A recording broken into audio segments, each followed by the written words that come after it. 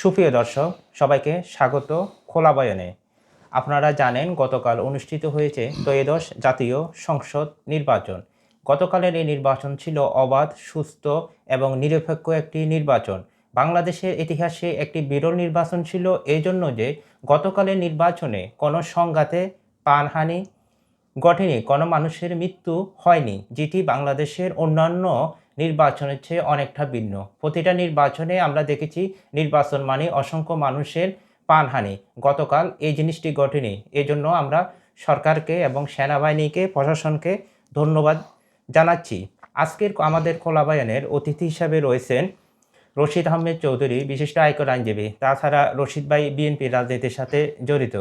রশিদ ভাই, আপনাকে স্বাগত আমাদের খোলা বয়ানে। ধন্যবাদ। সর্বপ্রথম আপনার কাছে জানতে চাই, এই যে গতকাল একটি নির্বাচন হলো, অবাধ সুষ্ঠু একটি নির্বাচন হলো, এই কিভাবে দেখলেন এই নির্বাচনটি? ধন্যবাদ সোহেল ভাই, এবং আপনার মাধ্যমে খোলা বয়ানের অসংখ্য অগণিত দর্শক শ্রোতাকে ধন্যবাদ। আপনি যে প্রশ্নটি করেছিলেন সেটা অত্যন্ত একটি বর্তমান প্রেক্ষাপটে খুবই গুরুত্বপূর্ণ একটি প্রশ্ন। গতকালকের নির্বাচন 12 ফেব্রুয়ারির যে নির্বাচন হয়ে গেল, ওই নির্বাচনটা অত্যন্ত শান্তিপূর্ণ পরিবেশে হয়েছে এবং অত্যন্ত সুষ্ঠু হয়েছে, গ্রহণযোগ্যতা পেয়েছে এবং একটা ক্রেডিবল এবং ইনক্লুসিভ নির্বাচন হয়েছে। এই নির্বাচন বিগত বাংলাদেশের স্বাধীনতার পর থেকে আমরা যতগুলি নির্বাচন দেখেছি, ওই নির্বাচনগুলোর তুলনায় এই নির্বাচন অনেক দিক দিয়ে প্রশংসার দাবি রাখে।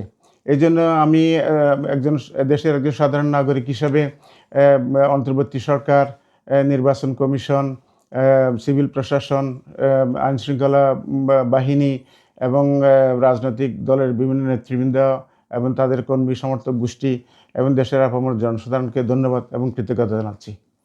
আচ্ছা, এই যে গতকালের নির্বাচনে বিএনপি তো আপনার ভূমিধস বিজয় লাভ করেছে এবং জামাতও মোটামুটি তুলনামূলকভাবে ভালো করেছে। তারও প্রায় জামাত জোট ৭৬টি আসন পেয়েছে, বিএনপি প্রায় ২১৩টির মতন আসন পেয়েছে।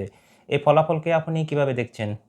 ধন্যবাদ সোহেল ভাই। আসলে এই যে ফলাফল, এই ফলাফলটা হয়তো অনেকের কাছে এটা মিরাকল মনে হবে, আশ্চর্য মনে হবে।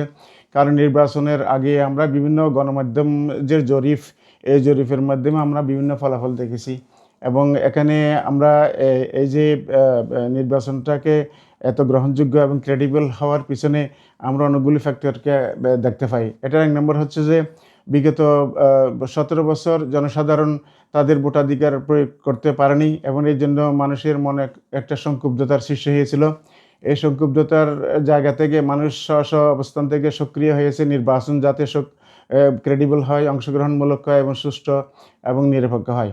এটা জনগণেরই কৃতিত্ব যে গতকালকের নির্বাচনটা এমন একটা শান্তিপূর্ণ হওয়ার জন্য। আর একটা সবচেয়ে গুরুত্বপূর্ণ বিষয় হচ্ছে যে রাজনৈতিক মেরুকরণ।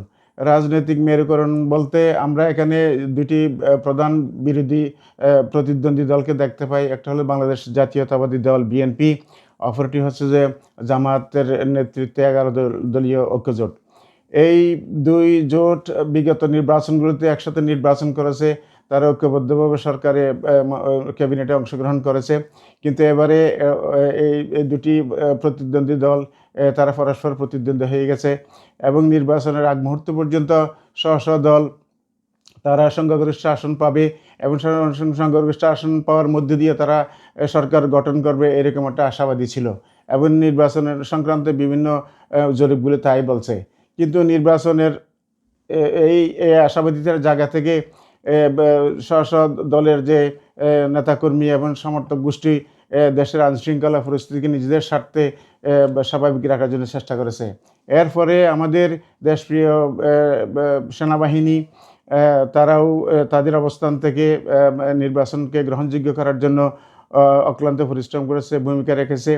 আমরা 2014, 18 এবং 24-এ দেখেছি যে জনপ্রতিনিধিত্ব আইন সংশোধনের মধ্যে দিয়ে সেনাবাহিনীর যে ভূমিকা, এটা সিভিল প্রশাসনের ম্যাজিস্ট্রেসি দিয়ে তাদেরকে নিয়ন্ত্রণ করা হয়েছিল এবং এবারে নির্বাচনে তাদেরকে ম্যাজিস্ট্রেসি ক্ষমতা দেওয়া হয়েছে এবং এই ম্যাজিস্ট্রেসি ক্ষমতা দেওয়ার মধ্যে দিয়ে সেনাবাহিনী অবস্থান থেকে তাদের গুরুত্বপূর্ণ ভূমিকা রোল প্লে করতে পেরেছে এবং আইন শৃঙ্খলা বাহিনী, পুলিশ তাদের মনোবল ফিরিয়ে আনার জন্য বিএনপি যে এতগুলো আসন পেল, মানে বিএনপি যে আপনার যেভাবে সফলতা এই নির্বাচনে, এটা কারণটা আসলে কি?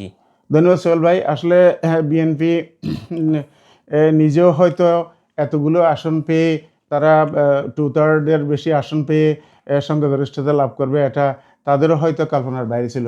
কিন্তু এটা সবার লক্ষ্যে এই কাজটা হয়ে গেছে। এটার একমাত্র কারণ হচ্ছে যে বিএনপি বিগত ফ্যাসিবাদী সরকারের আমলে তারা সবচেয়ে বেশি জুলুম নির্যাতনের শিকার হয়েছে এবং তারা সবচেয়ে বেশি খুন গুমের শিকার হয়েছে এবং তাদের যে চেয়ারপারসন ওনার মৃত্যু এবং ওনার মৃত্যুকে কেন্দ্র করে দেশব্যাপী বিএনপির প্রতি মানুষের যে একটা সহানুভূতি সেটা সৃষ্টি হয়েছে এবং তাদের চেয়ারম্যান বর্তমান চেয়ারম্যান জনাব তারেক রহমান যে স্বদেশ প্রত্যাবর্তন এই সবগুলি মিলিয়ে সাধারণ জনগণের মধ্যে বিএনপির প্রতি একটা সমর্থন সৃষ্টি হয়েছে এবং বিপুল ভোটে বিএনপি জয়লাভ করেছে।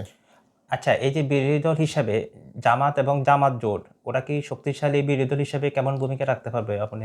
আমার মনে হয় জামাত অত্যন্ত একটা শক্তিশালী দল এবং তাদের মধ্যে অসংখ্য যোগ্য নেতৃবৃন্দ আছেন, কর্মী বাহিনী আছেন।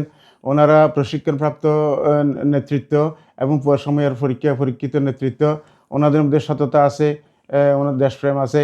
ওনারা বিরোধী দল হিসেবে অত্যন্ত বলিষ্ঠ ভূমিকা পালন করতে পারবে বলে আমি বিশ্বাস করি।